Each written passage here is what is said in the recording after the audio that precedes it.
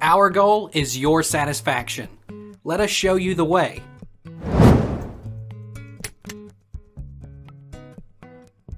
How can I rebuild collagen in my face? Following these healthy lifestyle habits can help make the most of the collagen you already have. Eat a healthy diet high in nutrients including vitamins A and C. Follow a daily skincare routine that includes sunscreen and topical retinol. Avoid skin-damaging UV rays caused by excessive sun exposure. Avoid smoking.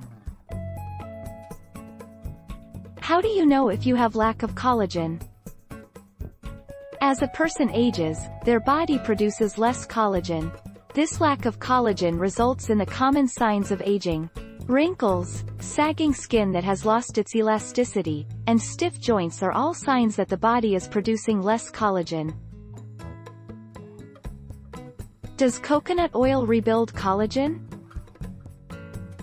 Coconut oil is associated with boosting collagen, a natural protein present in your skin that is responsible for giving it strength and elasticity, production and thus, preventing signs of aging such as wrinkles and fine lines on your skin. Is collagen powder a waste of money?